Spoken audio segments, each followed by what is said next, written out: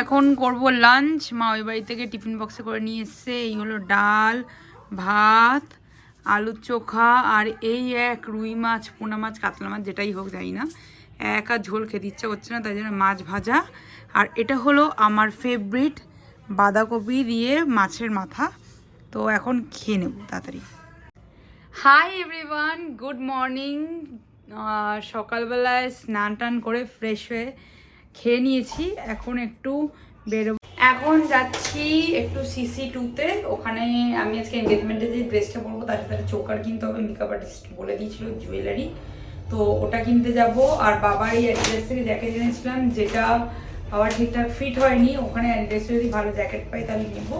তো এই আপাতত কাজ। তো চলো এখন যাওয়া যাক। তারপরে মেকআপ আর্টিস্ট আসবে, সেজে বুঝে তারপর যাবো দিদি রিসেপশনে বেরিয়ে। গিয়েছিলাম CC2-তে। আর ওয়াও চাইনার খাবার এখন এত অখাদ্য হয়ে গেছে। অর্ডার দিয়েছিলাম ড্রাই চিলি চিকেন আর ফ্রাইড রাইস, হাফ খেয়ে অলরেডি ফেলে দিয়েছি। এত বিচ্ছিরি। দুবাই তো ঠিক খেতে পেলে না। মানুষের খিদে পেলেও খাবার খারাপ হলেও খাওয়া যায়, বাট কোয়ালিটি একদম এত ডাউন করে দিয়েছি যে সিরিয়াসলি খুব বাজে, খুব বাজে। সো গাইস, ফাইনালি আমি রেডি হয়ে গেছি। আর I just love this look. মানে আমাকে কেমন একটা হিরোইন ফিল হচ্ছে আমার। তো এই ড্রেসটা আমাকে দিয়েছিল বম্মা দিদির এনগেজমেন্ট, মানে দিদির রিসেপশনে পরার জন্য। আমাকে আর বোন গিয়ে লেহেঙ্গা, মানে যে যেটা নিয়েছিল। তো আমি এই ড্রেপ শাড়ি নিয়েছিলাম। আর তার সাথে I just love this hairstyle as usual. বিয়ের দিনও সেম মেকআপ আর্টিস্ট, আর আজকেও সেম মেকআপ আর্টিস্ট। সো আজকে থাকার ইচ্ছা আছে দিদির ওখানে, সেটা দেখবো কি করব। মানে ফাইনালি যদি মনে হয় থাকবো তাহলে কিছু একটা ম্যানেজ করে নেব। তো আপাতত এখন যাই ওখানে, বিকজ অনেক দেরি হয়ে গেছে। আমি বুঝতেও পারিনি, মানে দিদি অ্যাকচুয়ালি দেরি করে দিয়েছে। 4:30টার সময় আসার কথা ছিল, 5:30টায় এসছে। তো তারপর নিজে একা মেকআপ করেছে, তার জন্য আরও লেট হয়ে গেছে। বোনও রেডি হয়ে গেছে, এখন যাবো। চলো লেটস গো। ও হ্যাঁ, আর এই সাক্ষী থেকে এইটা কিনেছিলাম। এই চোকাটা এরকমই টাইপের কিনতে বলেছিল, তো এরকম গ্রিন টাইপের কিনেছি, দেখছি ভালোই লাগছে। আর একটা যেটা কুন্দানের পুরো হোয়াইট দেখেছিলাম চেম্বে, ওটা খুব একটা ভালো ছিল না। ওটা 4000 মতো নিয়েছিল, ওটা বেশিও ছিল, তার জন্য আরও নিইনি। তো ব্যাস এখন যাবো, আর দেরি করবো। সো দিদিকে আজকেও রিসেপশন লুকে বন্ধন বিশ্বাস সাজিয়েছিল।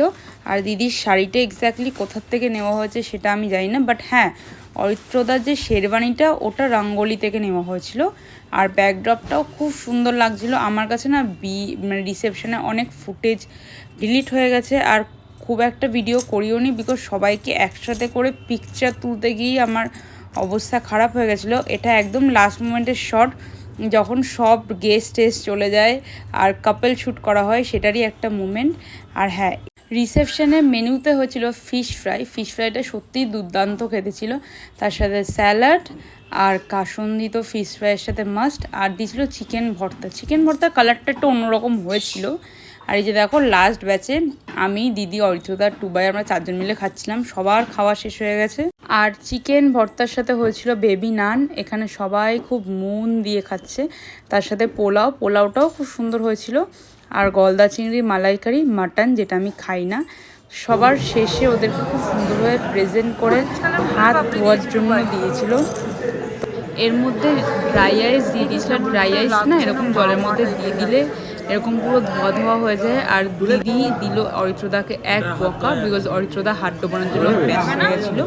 ডিনার শেষ করে দিদিদের রওনা করে আমার প্রচণ্ড আইসক্রিমের ক্রেভিং হচ্ছিল, মানে প্রচণ্ড পরিমাণে আইসক্রিম খেতে ইচ্ছা করছিলো। আর আমি খুব একটা মিষ্টি আইসক্রিম খেতে পারি না, তো গেছিলাম কুলফি খেতে চিনার পার্ক। তারপর ফাইনালি বাড়ি চলে আসলাম। আর বাড়ি এসে অ্যাজ ইউজুয়াল 3টের সময় এন্ড করতেও ভুলে গেছিলাম ব্লগটা। ভাগ্যিস এই ক্লিপটা টুবাই অন্তত করেছিল। তো এই ব্লগটা এখানেই শেষ করলাম। দেখা হবে নেক্সট একটা ব্লগে। Till then tata, bye bye, good night. ও হ্যাঁ, ভালো লেগে থাকলে প্লিজ একটা লাইক করে দিও, শেয়ার করে দিও, and subscribe to my channel. দেখা হবে নেক্সট একটা ব্লগে। বাই।